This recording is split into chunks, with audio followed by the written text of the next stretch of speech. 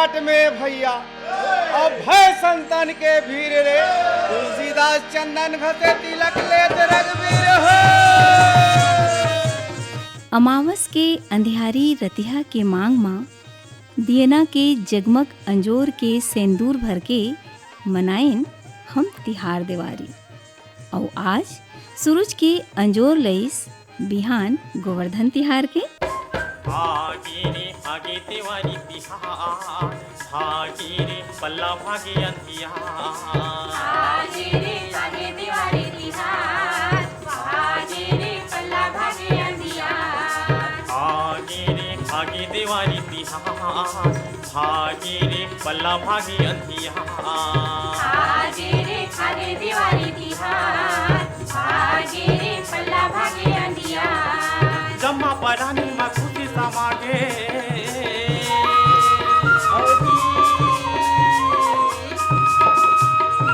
जम्मा परानी में खुशी समागे निपे पोते घर दुआर। भागे रे भागे तिवारी तिहार, भागे रे पल्ला भागे अंधियार। भागे रे भागे तिवारी तिहार, भागे रे पल्ला भागे अंधियार। राउत नाचा के बाजा रूंजी चिरे चिरगुन के चिंव चाव संग मिल के प्रकृति माँ नवा उछा के रस घोरत है। मालिक गोटिया के घर द्वारी माँ पहाटनीन मन के पैरी के छुनुर छुनुर और चूरी के खनर खनर ये संदेशा देवत है कि गोवर्धन पूजा के तिहार शुरू हो गए है। काबर की मालिक गोटिया के पशुधन और धन धान्य ला काकरो नजर झन लागे और रक्षा होए। अन्नपूर्णा माता की कृपा बने रहाए ये भाव की रंग ल लेके गाय के घीव और सेमी पान के रंग में घोर के कोठी डोली घर के मोहाटी माँ और तुलसी चौरा माँ बबूल काड़ी के कुची बना के हाथा देवर जौन आगे है और घर के सियनहीन मन सूपा माँ शेर सीधा देवर और अचरा भर आशीष लेबर तैयार खड़े हैं। चित्रकूट के घाट में भैया और भय संतन के भीर रे तुलसीदास चंदन घसे तिलक लेत रघुवीर हो।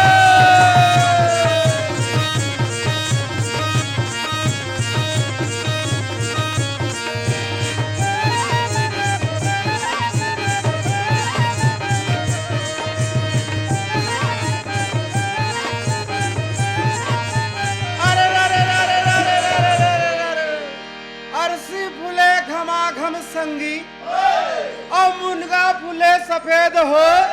बालापन में केवरा बदे जवानी भोगे भेंट हो।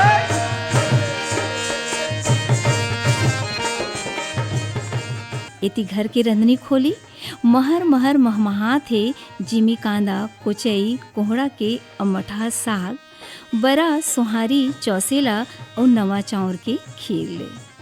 और घर के सियान मन धौरी कजरी लाली गाय और बछरू मल्ला सुघर नहवा धोवा के सजा संवार के चंदन रोली ले पूजा पाठ करके तैयार करत हैं। रिकिम रिकिम के साग और खिचड़ी के सुवास लपा के गौधन मन उछा मन नरियात हैं। और जौन धन्यवाद और आभार के भाव हम मानुस के मन मा ओकर मन बर है तौन आभार के भाव आज वहु मन दिखात हैं। और अपन मालिक के परिवार बर आशीष और मंगल की कामना करत हैं। ऐसे लागत है।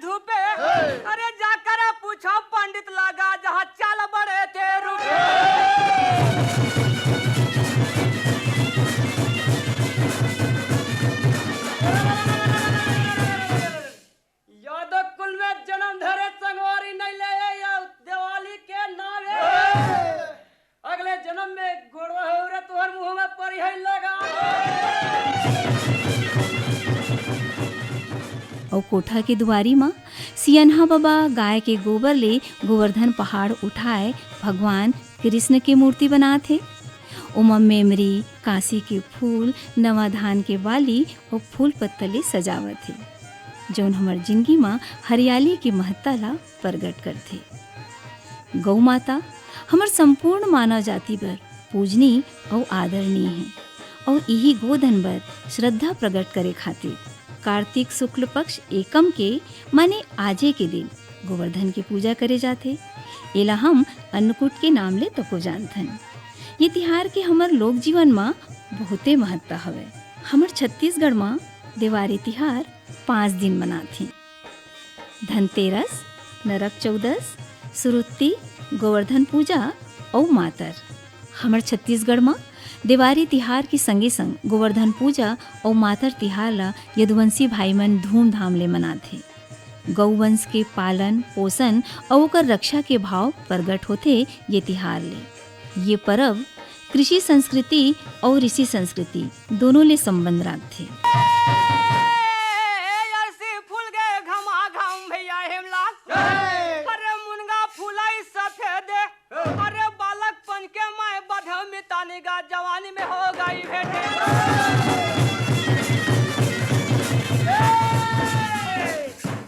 कौन रंग गैया तो कौन रंग बजुरा हो, कौन रंग है बेचारा हाथे गैया बिना बजुरा रोते हो। ये नहीं मोर गैया रोया आधी रात वो बजुरा बिना गैया रोते हो।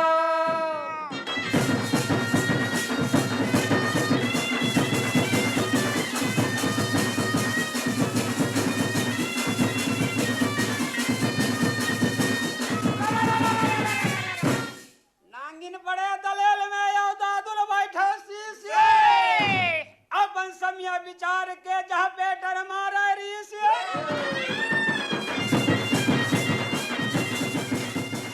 गोवर्धन पूजा सही मायने में प्रकृति ले मिले जिनिस स्वच्छता और निर्मलता की पूजा है। गोवर्धन पूजा हमार किसान भाई मन के सबले बड़े तिहार आए। गोबर ले गोवर्धन पर्वत गौरी गणेश की पूजा करके गोवर्धन खुंदाथे, खिचड़ी खवाथे और यही में के खिचड़ी ला घर में प्रसाद बांटथे। और संझा बेरा सहाड़ा देवता तीरन पहाटिया भाई मन संग संगरा गोवर्धन खुंदाथे। गोवर्धन के टीका लगा के लोगन मन एक दूसर ला जोहार भेंट करथे। नता के हिसाब ले पाँव पलगी करके हंसी खुशी घर लौटथे। हमर छत्तीसगढ़ में पशुधन ला भगवान जैसन माने जाते। वैसे तो ये पूजा में सबो समाज के मन भाग लेते, फिर राउत भाई मन के भागीदारी मुख्य होते। पहाटिया भाई मन भगवान कृष्ण असन सात सिंगार करथे। मुड़ में मजूर पाखी, बाह में कौड़ी के बाहकर सादा धोती और संग में कौड़ी गथाए चटक रंग बिरंगा कुर्ता, कन्या और गोड़ में घुंघरू बांध के फूल बंधाए तेंदू के लौठी धर के छनक छनक रेंगथे तो मन मोहा जथे। बाजा गाजा संग दोहा पारत सोहई बांधे बराथे।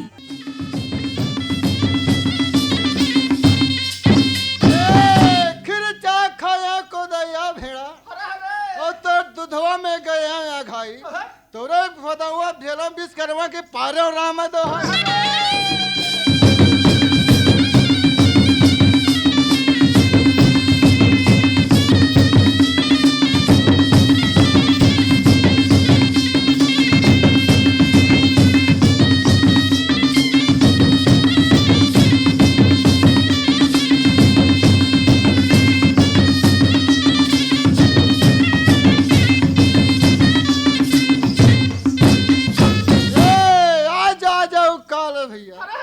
सब दिन के नहीं रही वैसे है मोर कायरे के प्राण देहू की चाहिए।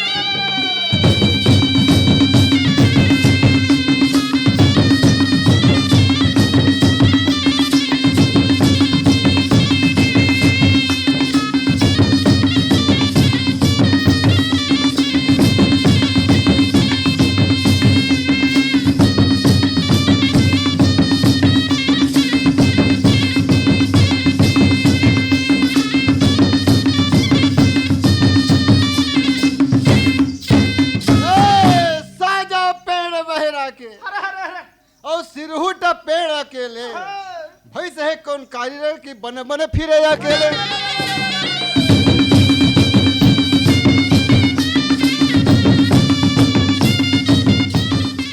बड़भाग देवारी मनाथन आयन ठाकुर द्वार, सदा जय हो तुम्हार ठाकुर ले लो हमर जोहार। गाय बछिया के गरमा मंजूर पाखी सोहई और बैला भैंसा के गरमा गेंठा पहिराए ले पशुधन बड़ सुहावन लागथे।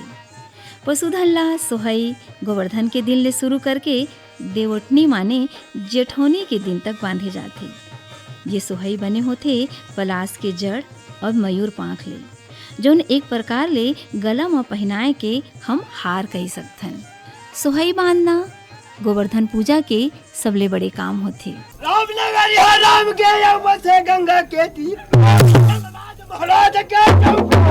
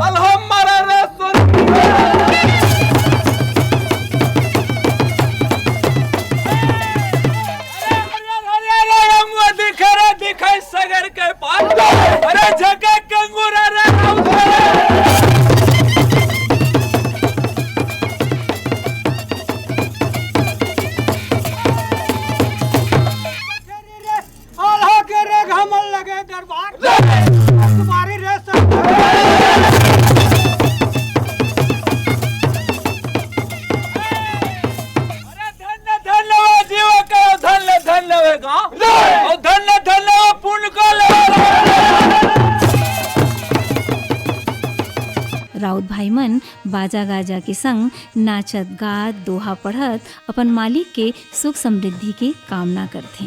अपन इष्ट देव दुल्हा देव के पूजा पाठ करके अपन अस्त्र शस्त्र के पूजा तको यही दिन करथे। गोवर्धन पूजा प्रकृति पर प्रेम और परोपकार के प्रतीक आए। तेकर सेती हमला प्रकृति ले प्रेम होना चाहिए और ओकर रक्षा करे के संकल्प लेना चाहिए।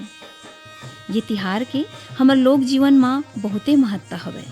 ये परब माँ प्रकृति के संग हम मानुष के सोझे संबंधित थे। ये परब के अपन महत्ता है और लोक कथा है। जब कर्मयोगी भगवान कृष्ण जी कर्म करे के महत्ता ल बतात हुए किहिन कि सबला अपन अपन कर्म करना चाहिए। इंद्रदेव पानी गिराए के बदला माँ अपन पूजा करवाथे तो ये बने बात नो है। पूजा तो गोवर्धन पर्वत के होना चाहिए, काबर की हमर पशु वहाँ चारा चरथे। गौ के पूजा होना चाहिए, काबर की उनकर घी दूध दही ले हम पुष्ट होथन। प्रकृति पहाड़ नदिया जंगल ये सब हमर जिंदगी के आधार आए, जौन हमला अन्न शीतल जल शुद्ध हवा पशु ला चारा देथे। भगवान इंद्र के पूजा नहीं होएले वो कुपित हो जाते और घनघोर बारिश करथे। तेकर सेती चारों डहार हाहाकार मच जाथे। तब इंद्र के प्रकोप ले बचाए बर भगवान कृष्ण जी घनघोर वर्षा ल रोके बर गोवर्धन पर्वत ला छीनी उंगरी में उठा के ब्रजवासी मन के रक्षा करथे। तब ले हर साल गोवर्धन पूजा करके अन्नकूट पर्व मनाए के बात कहे गए है। गोवर्धन पूजा में गोधन माने गाय की पूजा करे जाथे। हमर शास्त्र में बताए गए है कि गाय ओतके पबरी थे जतका नदिया में गंगा मैया। गाय ला लक्ष्मी के रूप माने गए है। माता लक्ष्मी जैसन हमला सुख समृद्धि देथे, वैसने गौ माता तको अपन दूध ले हमला स्वास्थ्य रूपी धन देथे। एकर बछरू खेत में फसल उगाए में बैला बन के हमर जांगर के बरोबर के संगवारी बन जाथे।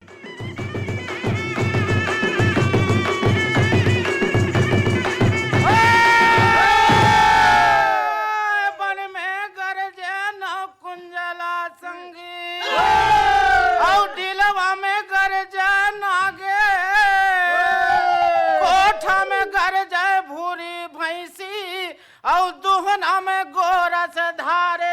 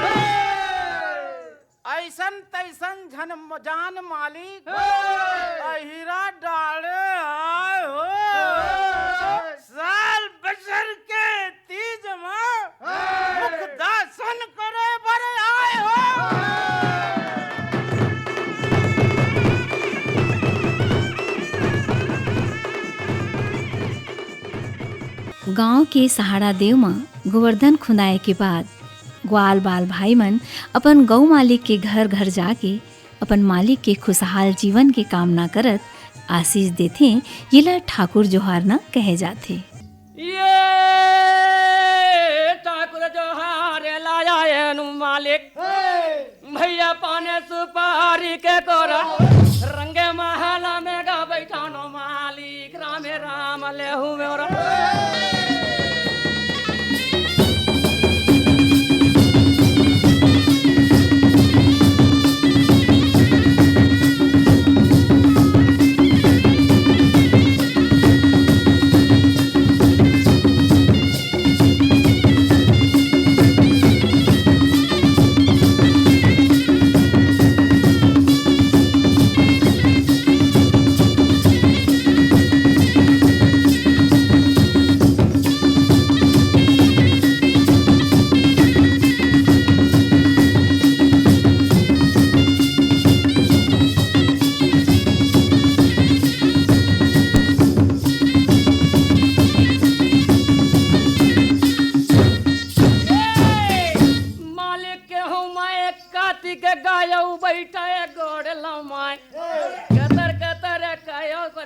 खाई गाँव कर्पूर का के कमाई।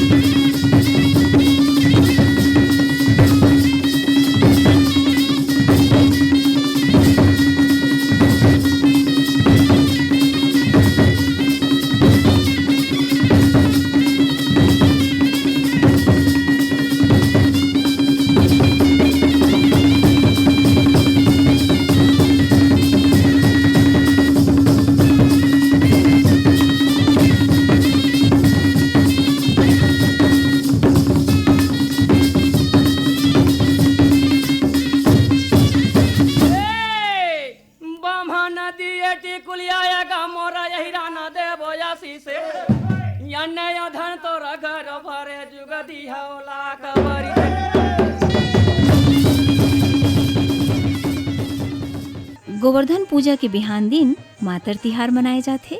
यादव भाई मन खोड़हर देव के पूजा करते। खोड़हर देव 5 फुट लंबा और 1 फुट चौड़ा लकड़ी होते। मातर जगाना माने मात्र शक्ति ला जगाए के परब माने जाते। खोड़हर माने खांडव तलवार के प्रतीक के रूप में पशुधन के रक्षा के कामना के संगे संग बीचों बीच में राखे जाते। गांव भर के लोगन सहाड़ा देव में रन सकलाथे। संझा बेरन कोहड़ा ढुलाए के परंपरा आए। गाय गरवा मन लतको दहियान में दौड़ाए जाते। ये बेरा गौधन में एक अलगे उत्साह और जोश दिखते। ये भाव रहते कि पशुधन बेरा बखत में अपन रक्षा कर सकें। और यही दिन सांझ के ठेठवार भाई मन के काछन निकलते।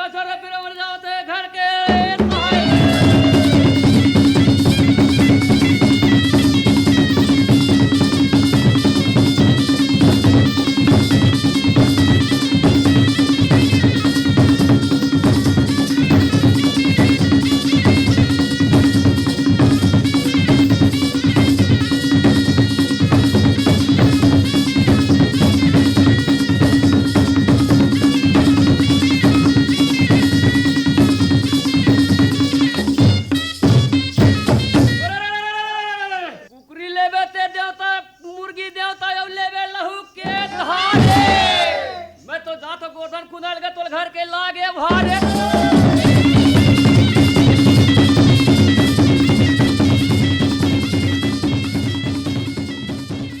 खुशी में झुमरत दईहान डहर जाथे। उहाँ ग्वाल बाल भाई मन डहर ले गांव के मालिक मन ला दूध या फिर खीर खवाए जाथे। ऐसन ढंग ले पूरा गांव एक जगह सकला के खुशी मनाथे और नाचत गावत घर जाथे। ये बेरा माँ जब राउत भाई मन सत संवर के अपन अस्त्र शस्त्र ला धर के नाचे बर निकलथे, तब ऐसन माने जाथे कि जम्मो शक्तियों कर ऊपर विराज थे और अस्त्र शस्त्र धर के जैसे ही अपन देवाला ले बाहर निकलथे शस्त्र चले बर लागथे और अतका विधुन हो जथे नाचे गाय माँ कि थक के गिर जथे। होम धूप दे के उनला जगाए जाथे, एला काछन कहे जाथे। हमर छत्तीसगढ़ के लोक नृत्य परंपरा में राउत नाचा के अपन अलगे जगह हवे। गोवर्धन पूजा के दिन सबो राउत भाई सज धज के अस्त्र शस्त्र धर के बाजा गाजा के संग घर घर नाचे बर निकल जथे। दोहा पारत राउत भाई अपन खुशी प्रकट करथे। ये बेरा में उनला लय और ताल के संग नाचत गावत देखना अतका सुखदायी होथे कि का कहन। सजे धजे और साहस खुशी जोश ले भरे इनकर चेहरा जब लौठी लेके नाचथे ना, तब इनला देख के इनकर बहादुरी पता चलथे। बालक रहे बल कैया कहाए और पलगा शब्द सुना, सब दूध के खा के सिंगी गलियन कैसे खेला।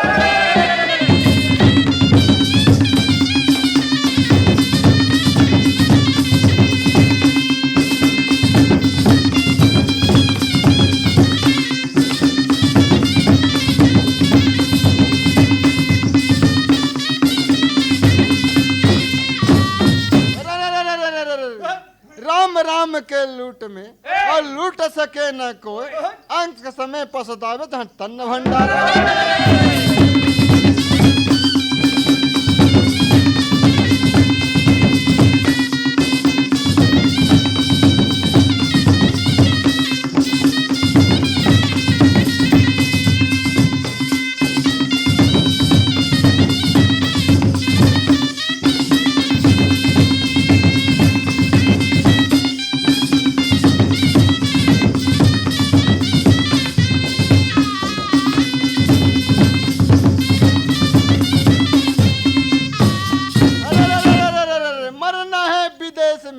और जात सगा न कोई, पग पंछी भोजन करे जहाँ तन भंडारा हो।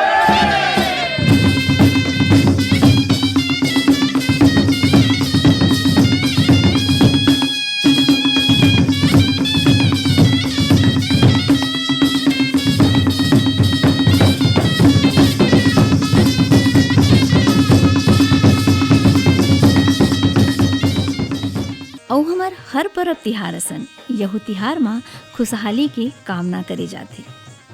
लोक आस्था के ये परब सबके जिंदगी माँ नवा ऊर्जा और भाईचारा के भाव ला जगाथे। यही भाव रहथे कि घर के कोठी डोली धन धान्य ले भरे रहाय। प्रकृति ला पूजा और ला बचाना अवैया पीढ़ी बर जरूरी हवे। हम सब ला ये परब के यही मूल मंत्र ला मान के चलना है।